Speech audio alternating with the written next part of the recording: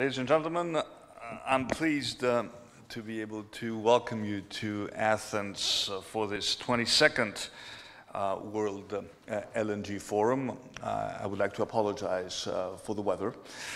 We've had a lovely month of November, but unfortunately winter seems to be upon us with, of course, consequences when it also comes to our energy mix.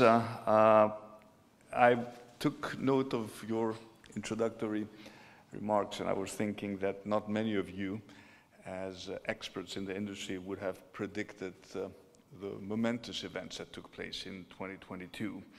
So this is, I think, a good time to gather, and I think it's also a good time for you to gather in Greece, as we have also, as you know, invested heavily in our gas and our LNG infrastructure over many years. And at this very critical juncture for the industry, we're very honored to be hosting you in Athens for the very first time. I'm convinced that you will have productive discussions over the course of the next few days, and hopefully you'll be more accurate in your predictions about what will happen next year, although I haven't looked through the records of what exactly you discussed a year ago. I also understand that you will be visiting, some of you at least will be visiting Revithousa on Friday. While the Revithousa facility, as you know, isn't new. For over 20 years, it has been an indispensable asset at the heart of our energy mix, and it would indeed be impossible to imagine Greece without access to LNG and the supporting infrastructure that makes its delivery possible. And of course, never has that been more important than in the wake of Russia's illegal war in Ukraine. We are very well aware of how painful it is to be subject to Russia's blatant attempt to weaponize gas, to put pressure upon us to stop our support in Ukraine. We are fully committed as EU members to continue supporting Ukraine, and the Russian blackmail will not succeed, nor will it break our resolve.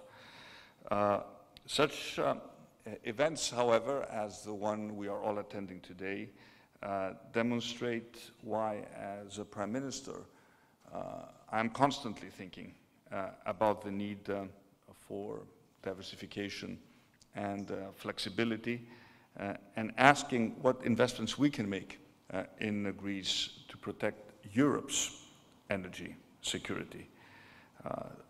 Because this unprecedented crisis is, as you pointed out, undoubtedly redrawing the energy map of Europe. And I'm proud to say that Greece is actually at the forefront of that change. It's an anchor in increasing turbulent seas, and it is, as we speak, and aspires to do so even more in the future, an exporter of energy security to our neighbors. Our geopolitical and geoeconomic reach has never been greater. And much of that, I believe, is due to our energy strategy and, of course, our gas strategy in particular. It does also help that we've left the years of the crisis behind us and that our economy is growing at almost 6% this year. But we have made energy and an energy strategy a focal point of our national economic strategy going forward. If you look at LNG imports in Greece, they've increased by 50% this year. And as you know, and as you will see, we've added a floating storage unit in Revithousa to expand the facility storage capacity by around 65%. Our first FSRU facility new FSRU facility will operate in Alexandroupolis end of 2023, beginning of 2024. And there are several other important terminals being considered that could be developed over the next years. I wouldn't be surprised if you visit us in a few years, you may see 2, 3, maybe 4 new terminals beyond Revithousa receiving cargoes. Our pipeline infrastructure is also expanding. 2 years ago, as I'm sure you're aware, we've launched the Trans-Adriatic pipeline connecting the Caspian Sea to Italy. TAP is already considering expansion of its operations to support what is a European target to import more gas from Azerbaijan. And on October 1st, we celebrated in Sofia the commercial operation of the IGB pipeline.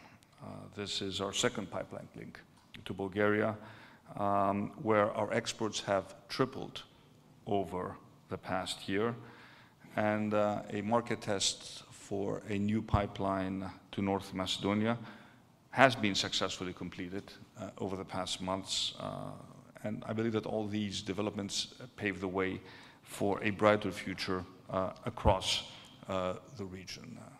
I want to be very clear with you. We want to help our regional partners diversify very rapidly away from Russian gas and break the stranglehold that Russia had on our neighbors.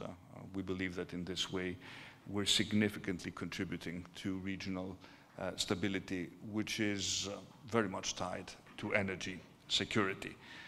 As a country, you're aware that we have made a strategic bet on natural gas. Domestically, gas is one of the main reasons why our coal consumption has declined by almost 80% in a decade, and gas has been, will be, an integral part of our energy transition strategy. We used to run a relatively simple grid, importing gas from 3 points, basically for local use, but soon we will carry additional gas from the Caspian, and of course we will send more gas towards the north, but also towards Italy. I would go as far as arguing that, to a certain extent, Europe's energy security will be going through Greece. And as the industry evolves, we will, of course, evolve with it, with plans to carry biomethane, hydrogen in the years ahead. But as you pointed out in your introductory remarks, what the future requires is to currently manage the present. The price of natural gas and electricity is way too high, and the people of Europe are hurting. Our businesses are under considerable pressure. Our budgets are under considerable pressure. The only reason we can support businesses and households to the extent that we do is because we have been growing at almost 6%, but we're diverting significant resources to make sure we keep the price of energy affordable. Our energy-intensive industries, not just in Greece, but in Europe, face an existential threat. And I've been making the case for quite some time that we cannot continue to operate as before. Since March, I've been advocating at the European level in favor of decisive action to essentially impose a degree of order on a market that is no longer functioning properly. You mentioned, the prices we had to deal with, the price of gas reaching $100 per million British thermal units in August. That's equivalent to a barrel of oil costing $600. It's not a normal price, and it is clearly not sustainable. And we need to find a new equilibrium, and I firmly believe that Europe should invest more in its gas supply to help ease the current crunch. We cannot eliminate Russian gas without making investments in new production. We've managed to fill our storage this year, but we did it because we were still dependent on Russian gas. 2023 is going to be more difficult. It's clear that we will need more LNG. But it's clear that we also, at the European level, need to explore whether we can actually develop new hydrocarbon assets. This is exactly what we are doing in Greece. We are accelerating our search for hydrocarbons, in particular southwest of Crete and Peloponnesos, in cooperation with ExxonMobil.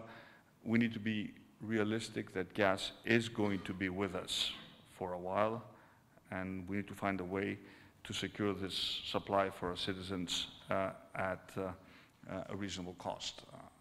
This is clearly not at the expense of accelerating the development of the renewables industry. In Greece, we have more than 10 gigawatts of installed wind and solar power, and another 2.5 gigawatts of hydro. And actually, on a beautiful sunny and windy day in October, when our electricity demands are not so significant because we don't use air conditioning, we did manage to power the entire country for 6 hours, simply using renewable energy. It was an important milestone for us. But this, of course, does not mean that we should not plan for the interim, and the interim period will require gas, and it will also require you, I mean the industry, as partners in our efforts. I think we've seen tremendous innovations in the LNG business over the past 2 decades, both technical as well as commercial. But there's one thing we yet have not solved: how to continue to invest in gas supply in alignment with the absolute imperatives of a net zero world. And of course, we know some of the ingredients of success: carbon capture and storage, hydrogen, other imaginative ways to repurpose assets in the medium and the long term. What I think we're still missing is a commercial model that brings all of these elements together, which is why, even though the product that you manage and the industry you have created has made a tremendous positive impact on our energy security, I would challenge you to use this opportunity to think about these innovative solutions that we need that can deliver energy security now without undermining the process of long-term decarbonization. After all, Greece is, as I told you, at the forefront of a green energy revolution in recent years. We're also at the forefront, unfortunately, of a climate crisis. And that's why we need to find those solutions together. And if we do not, all the work that we do today will be meaningless in the face of environmental and supply challenges of tomorrow. Once again, let me welcome you to Athens. Hope that you come back at some point for business or for pleasure, and my best wishes for a successful and solution-driven gathering. And let me hope that 2023 is not going to be as unpredictable as 2022, and that we as leaders will not spend so much time trying to become not experts, but at least vaguely knowledgeable about your complicated industry. Thank you very much.